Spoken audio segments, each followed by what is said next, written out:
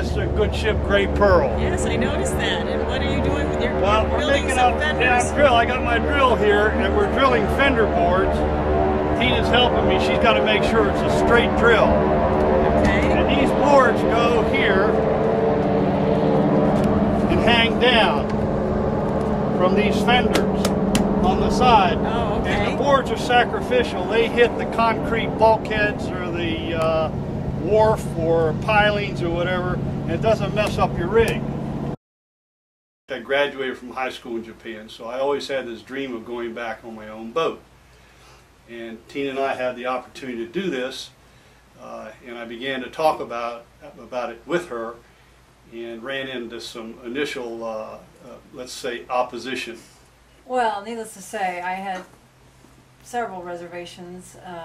Initially, I had to pull out a map to see just exactly what this kind of trip entailed, and before I said no, I told Braun I would consider such a passage if we in fact had say anywhere maybe no more than 8 to 10 days of extended ocean passage. And secondly, I didn't want to do the solo boating trip. From our experience from the Nordhavn Atlantic Rally, we enjoyed the camaraderie of additional boats and certainly the safety numbers aspect. So those are my conditions. Well, I took a look at the map of the Pacific Ocean and realized it was like a human body, meaning it has kind of a head up to the north and then it balloons way out in the midsection and belly area. So I did the distance measurement from the west coast of California down through the Marquesas, up through Polynesia to Tokyo, and it's 13,000 plus miles. And then I went up to the head of the ocean in the North Pacific, and the distance from Seattle, British Columbia, Alaska, the Aleutians, Russia, Japan is just over 5,000. And I realized to go across the forehead of the Pacific rather than around the belly would save a great deal of distance and time. And what it means is that we wouldn't have to spend any more than 3 or 4 or 6 days at sea, which was one of Tina's prerequisites. The other condition was that we find some boats that would go with us, and that was a little bit of a chore because this is against the tide, winds, currents, all the natural phenomena this direction. But I was in lots of conversations with Ken Williams about crossing the Pacific, and eventually he agreed that we could do this northern route, and so then that satisfied Tina's condition of at least one other boat.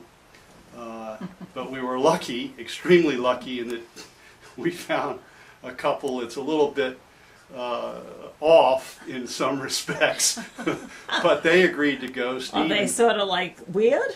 Yeah, they're kind of the weird boat. There's 3 of us now that have teamed up to meet Tina's condition, and the Argosies are a little bit, but we'll let them explain that for themselves. In any event, they agreed to go, so then we had both conditions met. We didn't have to be at sea for greater than 8 to 10 days, and we had 2 other terrific boats to go with us. Upgraded a lot of the electronics. The boat's been through a full refit, well provisioned. You just Well, what do you do for food? you stock a lot. When you think you've bought enough, you buy a little more.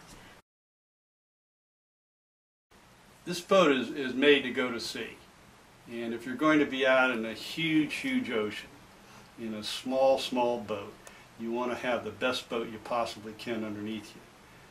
One that kind of keeps the water on the outside most of the time. What I like best about the boat, I think of cool features as necessary features. The Naiad stabilizers. What's that? That's what keeps the boat from rolling. And these big fins beneath the boat. We've got a big ass 300-pound anchor. We've got an AIS automatic information system on board. Braun's done a wonderful job in upgrading electronics and all the modern conveniences of home. We've got the nice Sub-Zero, the cappuccino maker, the Tempur-Medic mattress on board, and of recent the lightweight goose down comforters have